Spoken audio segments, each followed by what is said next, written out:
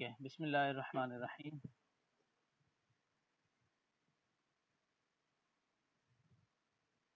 जी जी, मैं screen share कर रहा हूँ।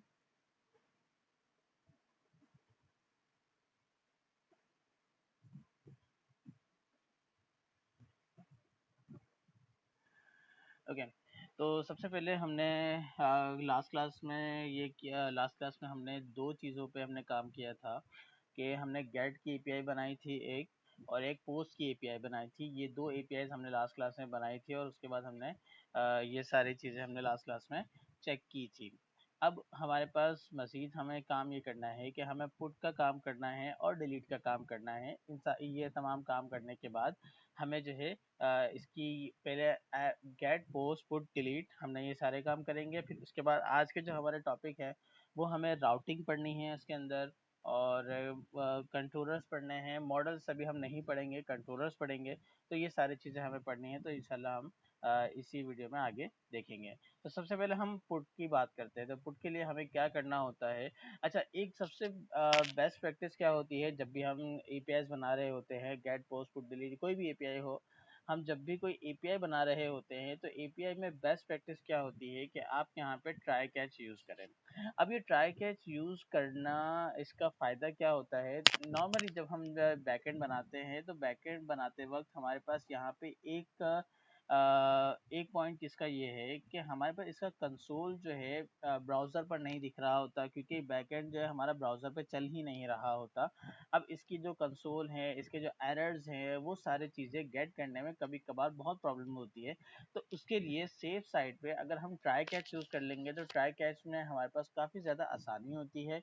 सबसे पहला पॉइंट ये है कि ट्राई कैच चूज़ करने में अगर कोई एरर आता है या कोई भी इशू आता है तो हमारे पास हमारा कोड क्रैश नहीं होता। हमारा जो सर्वर चल रहा है वो सर्वर जो है कहीं पे क्रैश नहीं होता।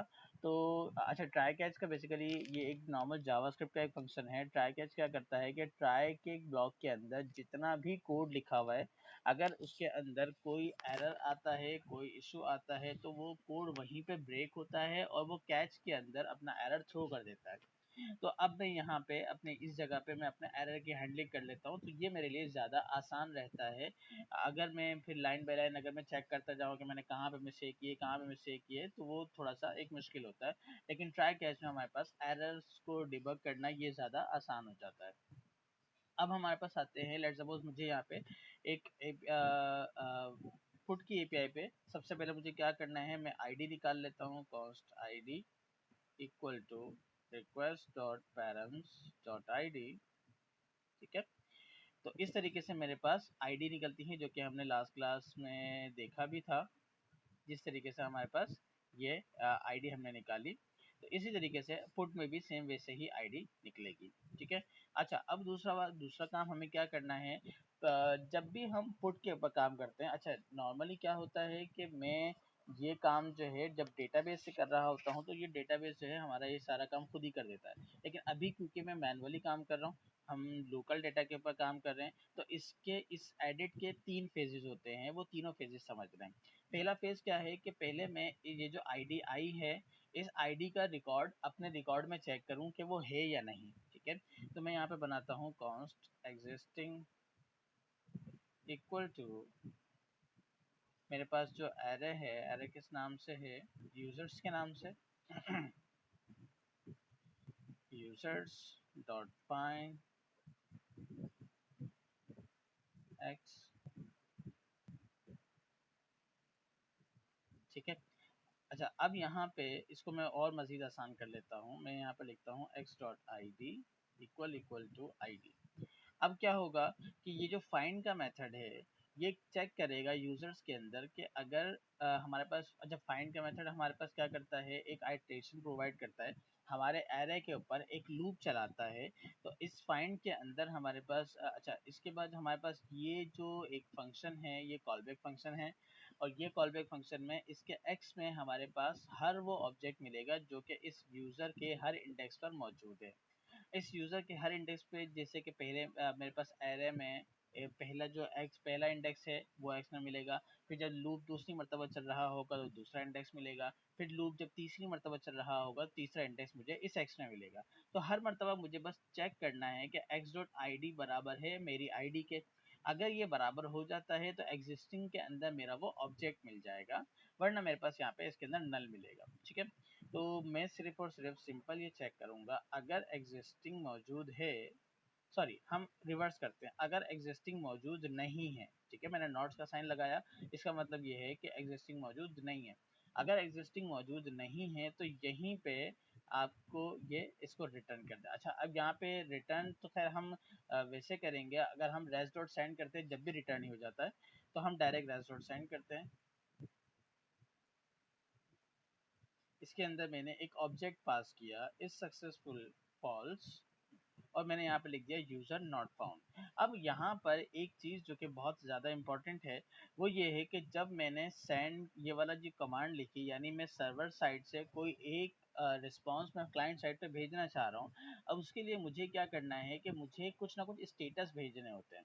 जैसे कि मैं जब रेस्ट डॉट जब मैं कोई एपीआई कॉल करता हूँ और एपीआई का रिस्पांस जो है सही में हमें मिल जाता है तो उसका मतलब होता है एपीआई का स्टेटस आया 200। जब अगर मैं कोई चीज़ कोई डाटा सेव कर रहा हूँ एपीआई के थ्रू, तो अब वो जो डाटा सेव होगा वो सेव के अगेंस्ट में मुझे जो स्टेटस कोड मिलता है वो मिलता है मुझे 201। अगर मेरे पास कोई डाटा नहीं मिल रहा तो हमारे पास आता है 404, या फिर हमारे पास अगर कोई सर्वर एरर आता है तो उसके लिए होता है 500। तो इस तरीके से हमारे पास बहुत सारे स्टेटस कोड्स हैं, सबकी अलग अलग पहचान है, सबकी अलग अलग डेफिनेशन है।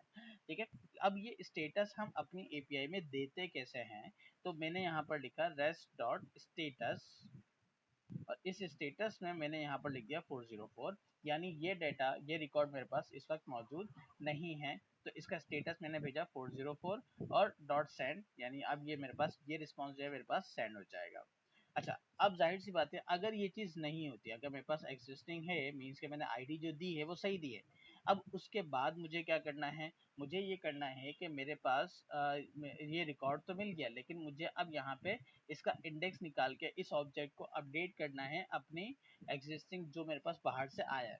तो अब पहले तो मैंने सिर्फ आईडी निकाली थी, अब मुझे इसकी बॉडी भी निकालनी है, तो बॉडी निकालने के लिए const body equal to request dot body, इससे मेरे पास जो पेलोड मेरे पास पोस्टमैन से या एपीआई से सेंड किया गया है, जो क्लाइंट साइड से सेंड किया गया है, वो बॉडी मेरे पास यहाँ पे इस वेरिएबल के अंदर मिल जाएगी। अब मुझे क्या करना है, मुझे ये करना है मैं सेम यही वाला काम, अच्छा इसको हम दो तरीकों से कर सकते हैं, इसको हम जो है इस वाले पॉइंट को दो तरीकों से कर सकते हैं। अगर यहाँ पे मुझे सिर्फ और सिर्फ इसको चेक करना होता तो ये काम मेरे लिए काफ़ी था, लेकिन अब मुझे क्या करना है, मुझे इसको दोबारा से चेक करना है, तो इसके लिए मैं एक काम करता हूँ, मैं यहाँ पर करता हूँ एग्जिस्टिंग इंडेक्स, और इस फाइंड के बजाय फाइंड इंडेक्स कर दूंगा। अब पहले क्या होगा, पहले क्या होता था कि जब मैंने फाइंड यूज़ किया था तो उसका मतलब ये था कि फाइंड का मतलब ये है कि इसका पूरा ऑब्जेक्ट आपको इस वेरिएबल के अंदर मिले, लेकिन जब आप फाइंड इंडेक्स यूज़ करते हैं तो इसका मतलब ये है कि उस पर्टिकुलर ऑब्जेक्ट जहाँ पे ये आईडी मैच करेगी उसका इंडेक्स आपके पास इस वेरिएबल के अंदर आके सेव हो जाएगा। ठीक है, अब मैं इसको चेक कर लेता हूँ। मैंने यहाँ पे चेक किया, अगर existing index greater less than zero है, क्योंकि हमारे पास जो ज़ीरो भी एक इंडेक्स है और ज़ीरो से कम हमारे पास -1 होता है, तो अगर मेरे पास यूज़र डॉट फाइंड इंडेक्स में अगर कोई इंडेक्स नहीं मिलता तो ये हमेशा -1 रिटर्न करता है। तो मैंने कंडीशन ये लगा दी कि अगर एग्जिस्टिंग इंडेक्स ज़ीरो से कम है, ज़ीरो से कम है यानी -1 है, अगर ज़ीरो से कम है तो मेरे पास यहाँ पे ये रिस्पॉन्स भेज दे कि ये रिकॉर्ड एग्जिस्ट नहीं करता, यानी वो इंडेक्स भी एग्जिस्ट नहीं करता। याद रखिएगा, ये जो जितना भी काम कर रहे हैं ये सारा का सारा काम हम सिर्फ लोकल के लिए कर रहे हैं। हम जब डेटाबेस से कनेक्शन करते हैं उसमें ऐसा कुछ नहीं होता, डेटाबेस का तरीका वो सारी चीज़ें खुद ही मैनेज कर रहा होता है। अब उसके बाद एग्जिस्टिंग इंडेक्स मिला, अगर ये वाली कंडीशन कब चलेगी, जब -1 चलेगा। अगर -1 ना चले तो क्या होगा, उसके बाद हमारे पास कुछ ऐसा होगा। अच्छा, एग्जिस्टिंग अब मुझे चेक करने की ज़रूरत नहीं है, तो मैं यहाँ पर लिखता हूँ यूजर्स एग्जिस्टिंग इंडेक्स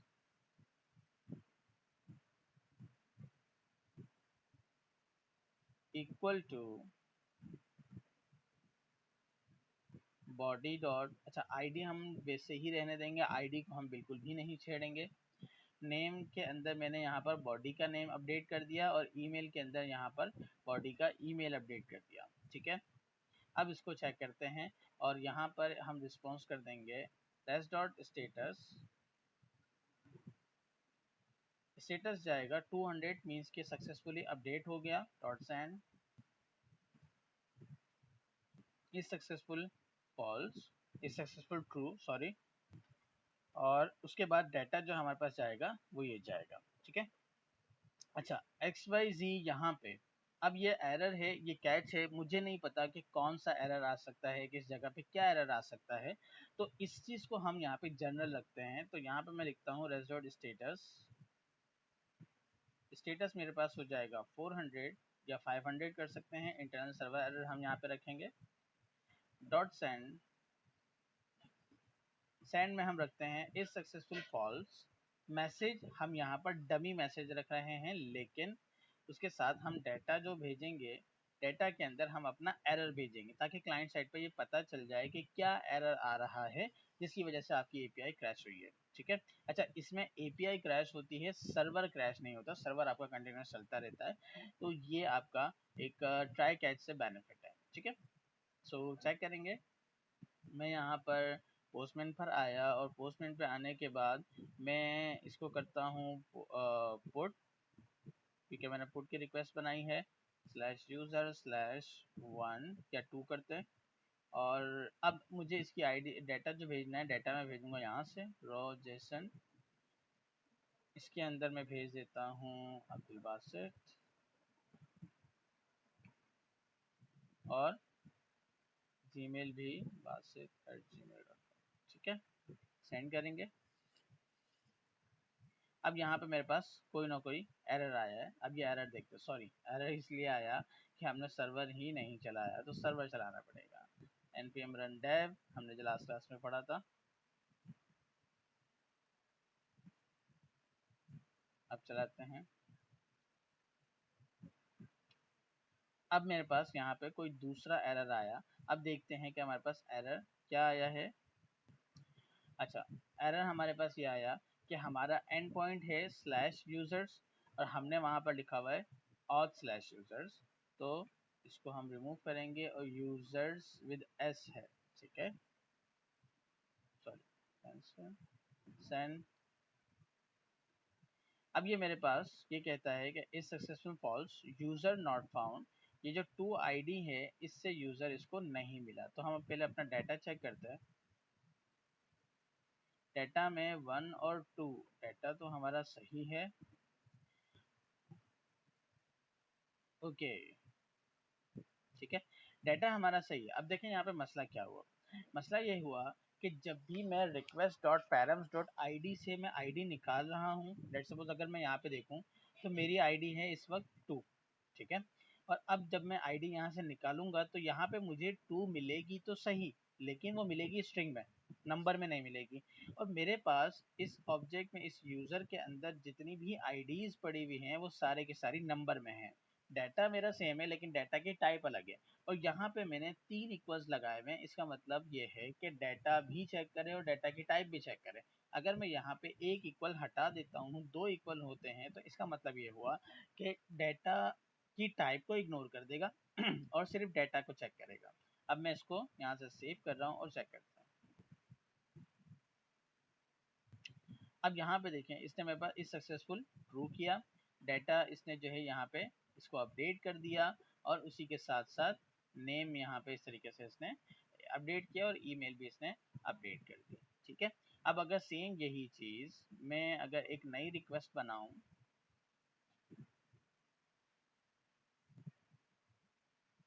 और यहाँ पे इंटर कर दूं गेट पे, तो गेट पे मेरे पास जो टू रिकॉर्ड होगा वो यहाँ पे देखें मेरे पास अपडेटेड आ रहा है। अच्छा, अपडेटेड इसी वजह से आ रहा है कि मैं अभी इस वक्त लोकल इन्वायरमेंट में हूँ, तो लोकल इन्वायरमेंट में मेरे पास वो दोनों सेम ही मिलेंगे और मैं अभी लोकल इन्वायरमेंट पे काम कर सकता हूँ। ठीक है, तो यहाँ पे अभी तक हमने एक इसकी पुट की रिक्वेस्ट देखी। ठीक है, हम लोकल पे काम कर रहे हैं, इसी तरीके से हम डिलीट की रिक्वेस्ट भी देखते हैं। तो डिलीट की रिक्वेस्ट में भी हमारे पास आईडी लगेगी ऑब्वियसली। ठीक है, आईडी लगाई।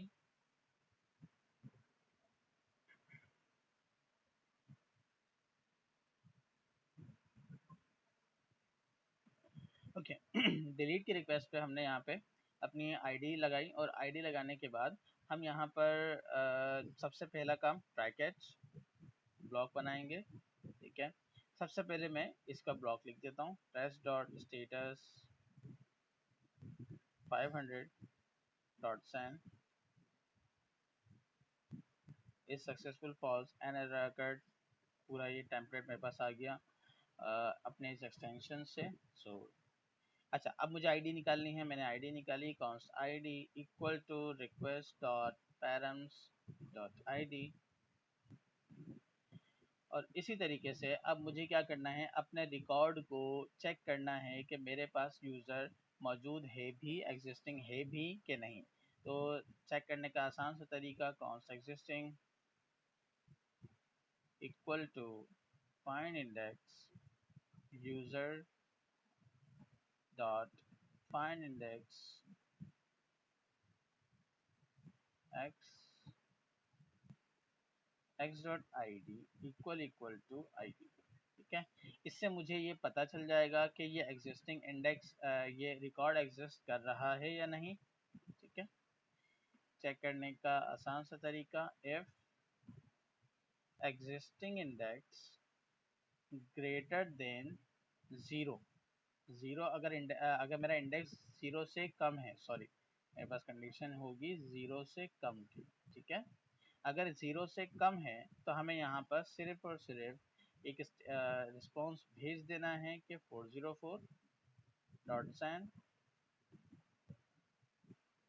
और is successful false user not found. ठीक है, तो इस इफ़ के ब्लॉक में मैंने वो चीज़ हैंडल की कि अगर यूज़र का इंडेक्स नहीं मिलता, यानी यूज़र का रिक्वेस्ट, यूज़र के इंडेक्स में यूज़र जो आईडी मेरे पास आई है वो अवेलेबल नहीं है मेरे डाटा में। ठीक है, फिर उसके बाद नेक्स्ट अगर है तो क्या करना है, उसके लिए आपको करना ये है users dot splice existing index comma 1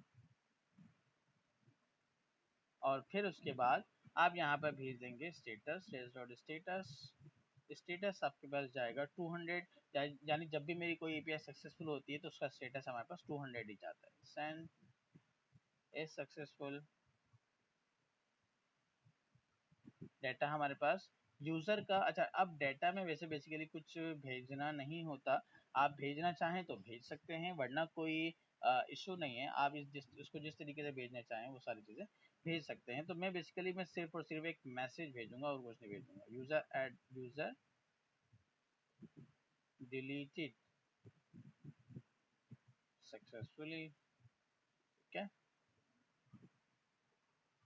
अच्छा, स्प्लाइस का मेथड आप लोगों को मालूम होगा कि ये जावास्क्रिप्ट का एरे का एक मेथड है जो कि एलिमेंट्स को रिमूव करने के यूज़ में आता है। एलिमेंट्स को रिमूव करने के लिए हमारे पास ये स्प्लाइस का मेथड लगता है। ठीक है, तो मेरे पास ये हो गया, हमने कैच का भी एरर सॉल्व कर लिया है। अब इसी एपीआई को हम जो है यूज़ करते हैं अपने पोस्टमैन पे। ठीक है, हमारा सर्वर प्रॉपर चल रहा है, कोई एरर नहीं है यहाँ पे। पोस्टमैन ओपन करते हैं, अपनी पूरी एपीआई को कॉपी कर रहा हूँ, एक नए टैब पर ओपन करता हूँ। ये मेरा यूआरएल यही रहेगा, बस मैं इसका मेथड डिलीट कर दूंगा और सेंड करेंगे। सेंड आया, यूज़र डिलीटेड सक्सेसफुली। अब सेम यही चीज़ अगर मैं यूज़र्स को गेट करता हूँ तो टू रिकॉर्ड वाला मुझे यहाँ पर नहीं दिखेगा, 1 और 3 डायरेक्ट मुझे 1 और 3 दिखा, 2 मेरे पास यहाँ पे नहीं मिला क्योंकि यहाँ पे इस वाली एपीआई से ये चीज़ डिलीट हो चुकी है। ठीक है, तो इस तरीके से हमारे पास ये चारों एपीआईज बनती हैं। अभी हमने बेसिकली ये जो फंक्शन हमने यूज़ किया इसके अंदर जितना काम किया वो तो सारा लोकल है, ठीक है। बैकएंड में हमें सिर्फ समझना ये है कि हम इसकी आईडी कैसे निकालें, बॉडी कैसे निकालें, ठीक है, और ये सारी चीज़ें किस तरीके से निकालें। इसमें एक और भी बहुत इंपॉर्टेंट चीज़ होती है कि आप अपने क्यूरी पैरामीटर्स कैसे निकालते हैं। तो क्यूरी पैरामीटर्स कैसे निकालते हैं वो भी मैं आपको इसके गेट की रिक्वेस्ट में समझा देता हूँ। जैसे कि मेरे पास ये है ऐप डॉट गेट वाली ये वाली रिक्वेस्ट, ठीक है। अब इसके अंदर सपोज करें कि मुझे क्यूरी पैरामीटर भेजने हैं। जैसे कि क्यूरी पैरामीटर में क्या होगा कि यूज़र्स, उसके अंदर पेज नंबर आता है, पेज साइज आता है, तो वो सारा का सारा काम हम कैसे करेंगे, वो हम निकालते हैं const Q equal to request dot query. अब इस क्यूरी के अंदर मेरे पास जो जो पैरामीटर्स हमने वहां से पास किए हैं वो पूरा का पूरा क्यूरी पैरामीटर हमारे पास यहाँ पे मिल जाएगा। मैं सिर्फ सिंपल एक कंसोल करके दिखाता हूँ ताकि हमारे पास हमें पता चल जाए कि हमें हमारा डाटा किस तरीके से मिल रहा है। ठीक है, गेट की एपीआई है, स्लैश यूजर्स का एंड पॉइंट है, और चेक करते हैं स्लैश यूजर गेट की एपीआई, और इसके अंदर क्यूरी पैरामीटर भेजना कैसे है, ये क्यूरी पैरामीटर का पूरा बॉक्स है। मैं यहाँ पे लिख देता हूँ, अच्छा मैं क्यूरी पैरामीटर कुछ भी लिख सकता हूँ मैं अपने हिसाब से, लेकिन मैं यहाँ पे लिख रहा हूँ पेज 1 और इसी के साथ पेज साइज 20, ठीक है। अब इसको एंटर करेंगे और बेसिकली मुझे सिर्फ कंसोल चेक करना है, मेरा डाटा वैसे ही आएगा, उस पर कोई फ़र्क नहीं पड़ेगा। और कंसोल मुझे कहाँ दिखेगा, हमारा जो सर्वर चल रहा है वहाँ पे। तो ये देखिए मेरे पास जो ऑब्जेक्ट मैंने वहाँ पे अपने क्यूरी पैरामीटर में भेजा था वो मुझे इस क्यू के अंदर, ये वाले इस कंसोल में इस क्यू के अंदर मुझे मिला। अब इसके बाद मैं अपने जो क्यूरी पैरामीटर्स जितने भी निकालना चाहूँ, जितनी भी चीज़ें हैंडल करना चाहूँ, वो सारी की सारी चीज़ें इस रिक्वेस्ट डॉट क्यूरी से मैं यूज़ कर सकता हूँ, उसके ऊपर काम कर सकता हूँ, ठीक है। तो क्या क्यूरी निकालने का तरीका हमारे पास ये है, और अगर कोई भी क्यूरी यूज़ करनी हो तो मैं इस तरीके से यूज़ करूँगा, ठीक है। आगे बढ़ते हैं।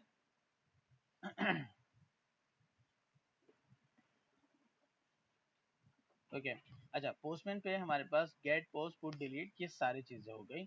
अब आते हैं कि हम अपना मोंगो डीबी को कनेक्ट कैसे करें और डेटाबेस वगैरह सारी चीज़ें किस तरीके से कनेक्ट करें। तो अब हम आते हैं उस पर। उसके बाद हमारे पास एक और इम्पॉर्टेंट टॉपिक है जो कि है हमारा राउटर का। तो पहले हम डेटाबेस कनेक्ट कर लेते हैं, डेटाबेस कनेक्शन कर लेते हैं, फिर उसके बाद सारी चीज़ों को देखते हैं, ठीक है। तो सबसे पहले डेटाबेस कनेक्ट करने के लिए आपको यहाँ पे गूगल पे जाना पड़ेगा, मोंगो डीबी एटलस, ठीक है। पहला ही लिंक आपको मिलता है एटलस क्लाउड का।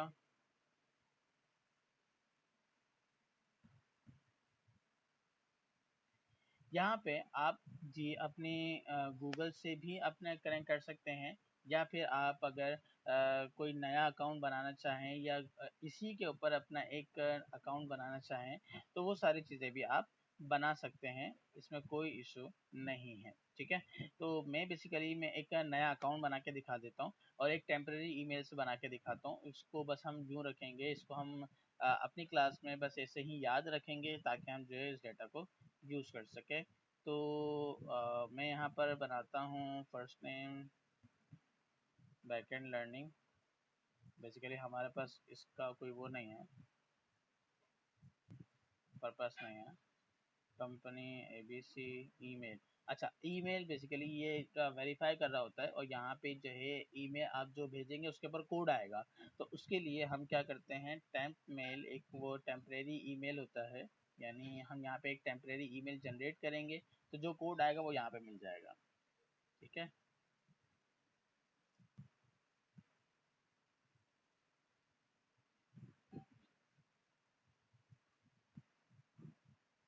कॉपी करेंगे, मेरे पास ये ईमेल मेरी जनरेट हो गई,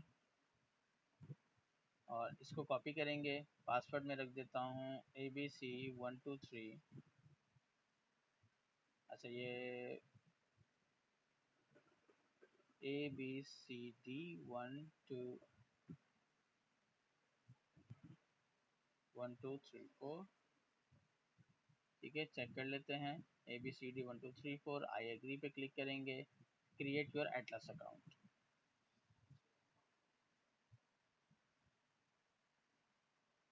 क्या मिस किया हमने? ये password is too commonly use. अच्छा, पासवर्ड जो है कुछ अलग सा रखना है। बैकएंड लर्निंग 1 2 3 4, ठीक है। Create Atlas account.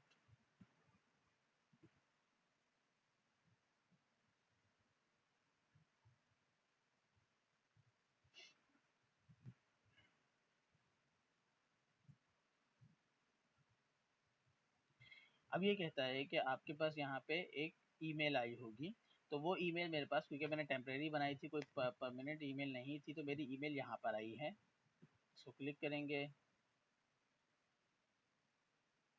ये ईमेल मेरी ओपन हो रही है।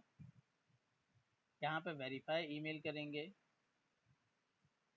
अच्छा, अगर आप अपनी पर्सनल ईमेल पे आ रहे हैं तो ये आपकी ईमेल आपके जीमेल पे या किसी भी उस पर आ रही होगी, तो उसको आप देख सकते हैं। कंटिन्यू करेंगे।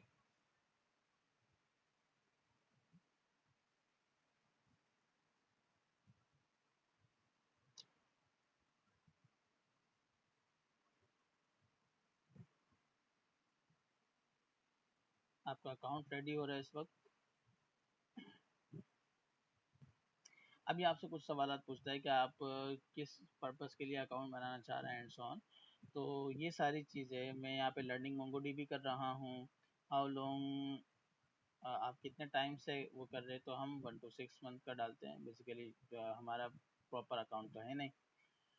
What programming languages are use, हम यूज़ करेंगे नोड जेएस, नहीं है, जावास्क्रिप्ट का है ये, जावास्क्रिप्ट नोड जेएस। और type of data you, project के लिए आप उस तरह का डाटा यूज़ करेंगे, तो हम लोकेशन यूज़ करेंगे। वेक्टर तो हम यूज़ नहीं करेंगे, और अदर्स को रख देते हैं, ठीक है। अदर्स को हटा देते, वरना उसकी स्पेसिफिकेशन देनी पड़ेगी, ठीक है। सेल्स ट्रांजेक्शन कर देते हैं, बाकी सारी चीज़ें जान देते हैं, ठीक है। बेसिकली ये सारे सवाल जो है इतने इम्पोर्टेंट नहीं होते, और इस पर जो है इस पर कोई वो नहीं होता।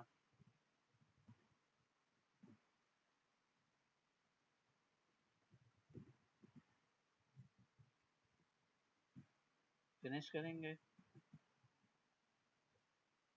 आपके पास एटलस अकाउंट पे जब अकाउंट बन जाता है तो आपके पास कुछ इस तरीके से एक वो आती है, ठीक है। अब आपका सबसे पहला क्लस्टर बनने जा रहा है। अब ये क्लस्टर बहुत ध्यान से सुनेंगे। हमारे पास होता क्या है कि हमारे पास जो अकाउंट होता है मोंगोडीबी का, मोंगोडीबी के अंदर हमारे पास मल्टीपल डेटाबेसेस बनते हैं, और मल्टीपल डेटाबेस के अंदर हर एक डेटाबेस में मल्टीपल क्लस्टर्स बन सकते हैं, और हर क्लस्टर में हमारे पास पूरा डेटा हो सकता है। नॉर्मली क्या करता है, मोंगोडीबी में हर एक डेटाबेस के अंदर एक क्लस्टर बनाना फ्री है, वो आप जो है फ्रीली इस वाले ऑप्शन पे आके आप बना सकते हैं। लेकिन अगर सेम डेटाबेस को यूज़ करते हुए आपको दोबारा एक नया क्लस्टर बनाना है, तो उसके लिए जो है ये चार्ज करता है, वो आपको फ्री नहीं देता। तो अगर हम टेस्टिंग पर्पज़ के लिए यूज़ कर रहे हैं, लर्निंग पर्पज़ के लिए यूज़ कर रहे हैं, तो अब अगर हम दो प्रोजेक्ट पे भी यूज़ करना चाहें, तो उसके लिए हम यूँ ही कर सकते हैं कि हम जो है नया डेटाबेस बना लें। नया डेटाबेस कैसे बनेगा वो भी मैं थोड़ी देर में बताता हूँ। अच्छा, मैंने यहाँ पर 3 ऑप्शन है मेरे पास, ठीक है। हम फ्री वाले पे क्लिक करेंगे क्योंकि अभी हम लर्निंग पर्पस पे हैं। यहाँ पे ये कहता है कि क्लस्टर नेम आपको क्या रखना है, तो मैं अपने पास यहाँ पे इसका क्लस्टर नेम CLS1 कर देता हूँ। आप इसको कुछ भी रखना चाहें रख सकते हैं, या फिर क्लस्टर 0 जो पहले से लिखा हुआ है उसी को रहने दें, कोई मसला नहीं है।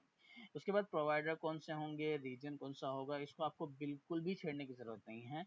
उसके बाद यहाँ पे सिलेक्ट इंटर और की, कुछ भी छेड़ने की ज़रूरत नहीं है, सिर्फ यहाँ पे क्रिएट डिप्लॉयमेंट करेंगे, क्लिक करेंगे।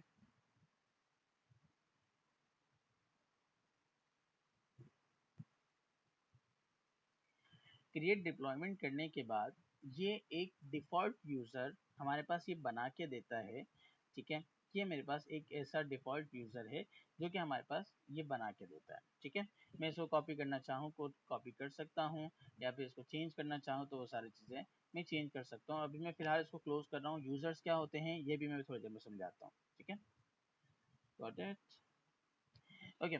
जब मेरे पास एक डेटाबेस का एक क्लस्टर बन गया, ठीक है, तो आपके पास कुछ इस तरह की विंडो आएगी। मैं यहाँ पर अपने क्लिक करता हूँ तो यहाँ पे मेरे पास कि प्रोजेक्ट ज़ीरो आ रहा है, इसका मतलब मेरे इस डेटाबेस का नाम प्रोजेक्ट ज़ीरो है।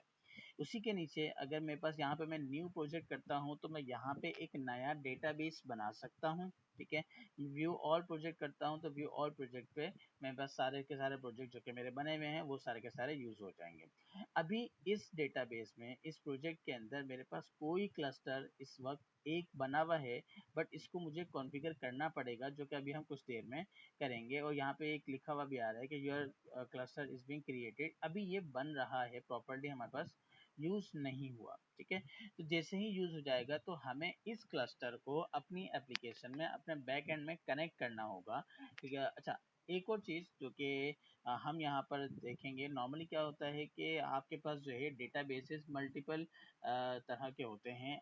हमारे पास जो है एक होता है टेबुलर डेटाबेस और एक होता है नॉन टेबुलर यानी जेसन बेस्ड डेटाबेस।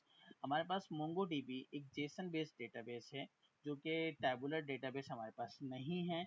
तो इस हमारे पास जो है मोंगोडीबी के अंदर हम यहाँ पे नॉर्मली यूज़ कर रहे हैं, और इसमें हम टैबुलर डेटाबेस भी यूज़ कर सकते हैं। टैबुलर डेटाबेस हमारे पास एसक्यूएल है, पोस्टग्रेस एसक्यूएल है, और इसी तरीके से माई एसक्यूएल है।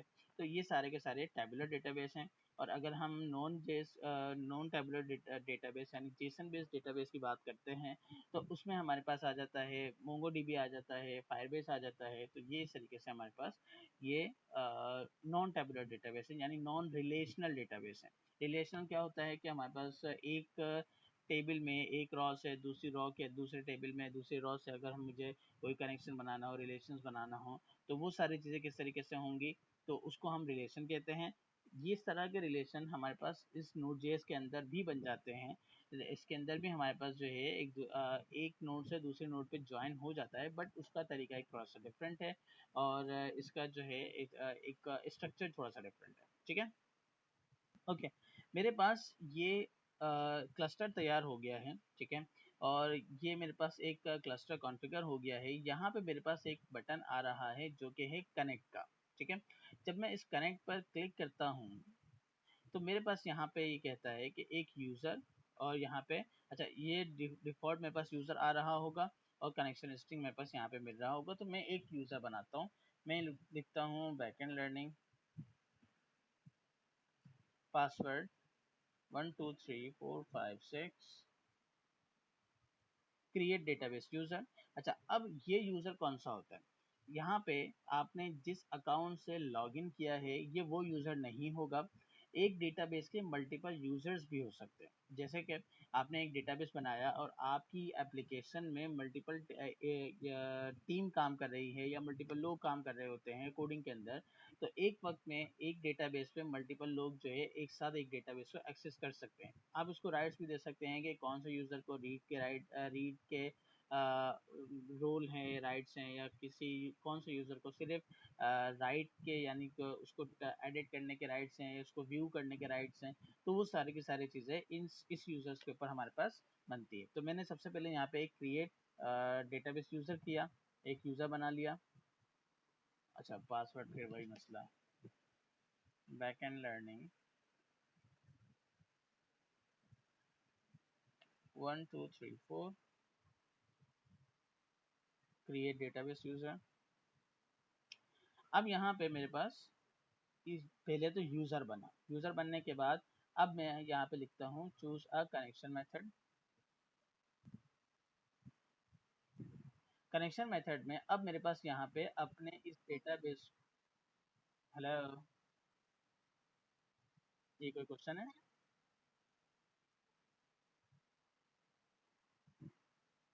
स्क्रीन रुकी हुई, मेरी स्क्रीन तो चल रही है। नहीं, प्रॉपर चल रही है मेरी स्क्रीन तो।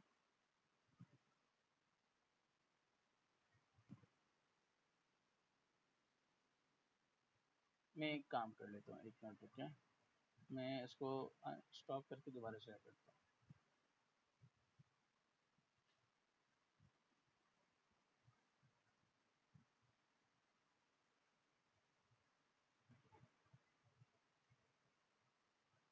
अब चेक करें, अब आ रही है स्क्रीन? हेलो,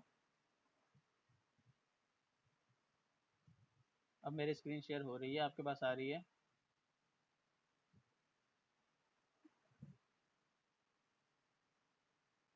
ये आपकी स्क्रीन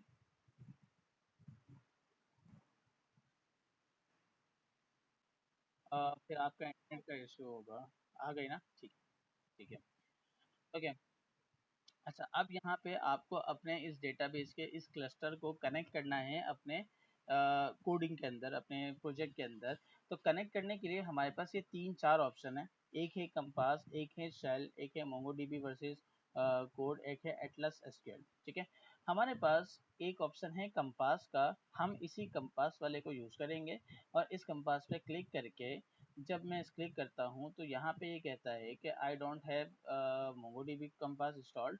अच्छा, अब ये कहता है कि मोंगोडीबी कंपास एक सॉफ्टवेयर है जो कि डेटाबेस कनेक्शन हमें प्रोवाइड करता है, लेकिन इसको अगर हम यूज़ करना चाहें तो कर सकते हैं, वरना हमारे पास इसकी कोई नीड नहीं है।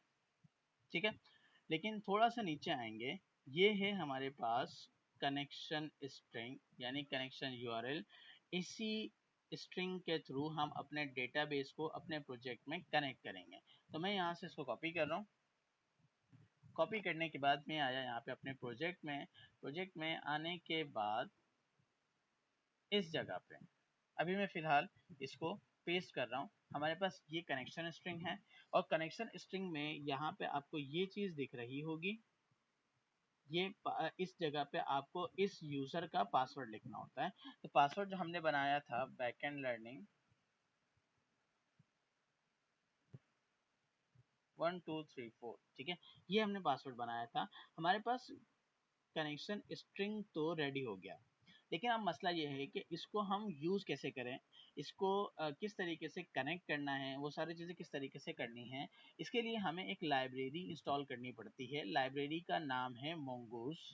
तो मैं सबसे पहले अपना सर्वर बंद करता हूँ।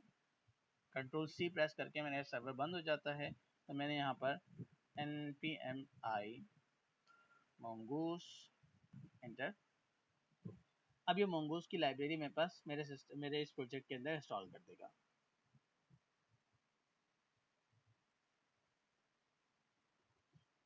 मोंगोज की लाइब्रेरी मेरे पास इंस्टॉल हो गई। मैं अपना सर्वर दोबारा चला रहा हूँ।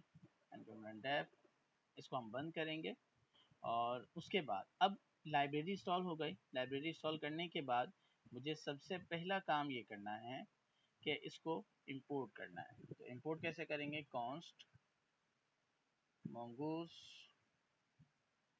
Equal to require mongoose। ठीक है, ये मैंने इसको इंपोर्ट कर लिया। और यहाँ पे लास्ट में, अच्छा ये चीज़ मैं लास्ट में क्यों कर रहा हूँ इसका भी एक रीज़न है, कुछ देर में बताता हूँ। तो मैं यहाँ पर लिखता हूँ mongoose डॉट कनेक्ट और कनेक्ट के अंदर मेरे पास ये कहता है, अच्छा कनेक्ट मेरे पास ये एक फंक्शन है जो कि हमारे डेटाबेस को कनेक्ट करता है। और यहाँ पे सजेशन में ये मुझे बता रहा है कि पहले पैरामीटर के अंदर हमारे पास URI आएगा और दूसरे पैरामीटर में अगर कोई ऑप्शंस होंगे तो वो ऑप्शन हम यूज़ करेंगे। ऑप्शन वैसे हम यूज़ नहीं करेंगे, तो मैं पहले पैरामीटर में यहाँ पे अपना URI लिख देता हूँ। बेसिकली URI हमारा ये URL है, ये वाला।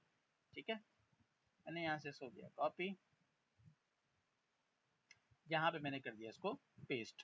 अच्छा, फिर उसके बाद मेरा डेटाबेस से डाटा कनेक्ट हुआ है नहीं हुआ है ये कैसे पता चले? तो mongoose डॉट कनेक्ट हमारे पास एक प्रॉमिस रिटर्न करते हैं जिसके अगेंस्ट में हमारे पास डॉट देन या डॉट कैच हमें इसके अगेंस्ट में मिल रहा होता है। और इसी के अगेंस्ट में हम जो है अपना इसको पता लगाएंगे कि हमारा सर्वर कनेक्ट हो गया, हमारा डेटाबेस कनेक्ट हो गया कि नहीं हुआ। ठीक है, mongoose dot connect dot then dot catch. अगर कनेक्ट हो जाएगा तो डॉट देन वाला फंक्शन चलेगा, डॉट देन वाला कॉल बैक चलेगा। और अगर कोई एरर आता है तो डॉट कैच चलेगा और कैच में हमारे पास यहाँ पे एरर आएगा। ठीक है, तो इसको हम सिंपल कंसोल कर लेंगे अगर कोई एरर है तो। और इसमें जब देन यानी कनेक्ट हो जाए तो यहाँ पे हम एक सिंपल सा एक मैसेज करते हैं कनेक्टेड टू मोंगोडीबी। ठीक है, अब ये कनेक्शन जाहिर सी बात है, ये जो कंसोल मैंने लगाए हैं, ये जो फंक्शन मैंने लगाए हैं, मुझे किसी ब्राउजर पर तो नहीं दिखने वाले, तो वो मुझे दिखेंगे अपने सर्वर पर। यहाँ पे आपको ये दिख रहा है कि कनेक्टेड टू मोंगोडीबी, यानी ये प्रोजेक्ट मेरा कनेक्ट हो चुका है, ये सर्वर मेरा कनेक्ट हो चुका है मेरे मोंगोडीबी से। ठीक है, आसान हो जाए उसके बाद कंटिन्यू करते हैं।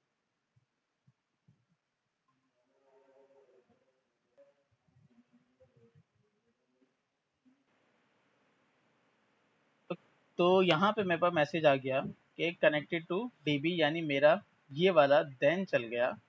और इस देन में जब ये वाला देन चला, इसका मतलब ये है कि मेरा डेटाबेस इससे कनेक्ट हो गया प्रॉपरली। ठीक है, तो बेसिकली हमने अभी इस वक्त ये देखा कि हम अपने डेटाबेस को कनेक्ट कैसे कर सकते हैं, लेकिन अब यहाँ पे मेरा सर्वर इस जगह पे चल रहा है। ठीक है, और मेरा जो कनेक्शन है डेटाबेस का वो यहाँ पे हो रहा है। नॉर्मली इसकी बेस्ट प्रैक्टिस क्या है कि आपका ये जो सर्वर चलता है, इस सर्वर को आप यहाँ पे कनेक्ट करें। ठीक है, और जब आपका डेटाबेस से डेटा कनेक्शन हो जाए, उसके बाद आपका सर्वर स्टार्ट हो, तो इसमें थोड़ा सा टाइम लगेगा, बट ये आपका सेफ साइड होता है। तो इसमें आप जो है इस तरीके से करेंगे तो हमारे पास आ गया एरर। अगर एरर आता है तो एरर। अब यहाँ पे मैं इसका मैसेज थोड़ा सा चेंज कर दूंगा, MongoDB connected and server is running. ठीक है, सेव करेंगे और अब चेक करेंगे, थोड़ा सा टाइम ले रहा है यहाँ पे। और अब मेरे पास मोंगोडीबी कनेक्टेड, यानी डेटाबेस कनेक्ट हुआ और सर्वर भी मेरा अप हो गया। तो मेरे पास अब मैं रेडी हूँ कि अपना जो है इस वक्त जो है अपनी ट्रांजेक्शन कर सकता हूँ, अपना डेटाबेस में जितना भी काम मुझे डेटाबेस वाला करना है वो मैं कर सकता हूँ। ठीक है, तो अभी हमने ये देखा कि आज की वीडियो में हमने ये देख लिया, आज की क्लास में हमने ये देख लिया कि पुट की एपीआई हम किस तरीके से कॉल करते हैं, डिलीट की एपीआई हम किस तरीके से कॉल करते हैं, आईडी किस तरीके से निकालते हैं, और इसी के साथ साथ अगर आपने हमने ये देखा कि पैरामीटर्स हम किस तरीके से निकालते हैं। जैसे कि हमने यहाँ पे पैरामीटर्स निकाले, पैरामीटर्स हम किस तरीके से निकालते हैं। फिर उसी तरीके से हमने ये देखा कि हम मोंगो डीबी पे अकाउंट किस तरीके से बनाते हैं, तो हमने वो भी देख लिया। उसके बाद हमने क्लस्टर बनाया, उसके बाद हमने उसको कनेक्शन किया, कनेक्शन वगैरह सारी चीज़ें भी कर ली, तो वो भी हमने सारी चीज़ें देख ली। तो आज की क्लास में हम इतना ही रखते हैं। इंशाल्लाह नेक्स्ट वीडियो में, नेक्स्ट क्लास में हम मज़ीद इसके आगे चीज़ों को देखेंगे। आगे हम प्रॉपर डेटाबेस कनेक्ट करेंगे, वो सारी चीज़ें कनेक्ट करेंगे, फिर हम आगे इन तमाम चीज़ों को देखेंगे। ठीक है, यहाँ तक अगर कोई क्वेश्चन है आपका तो पूछें।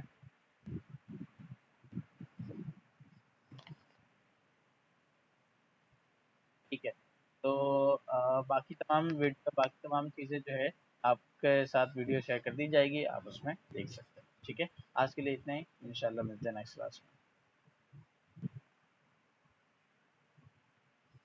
ठीक है, ओके, अल्लाह हाफ़िज़।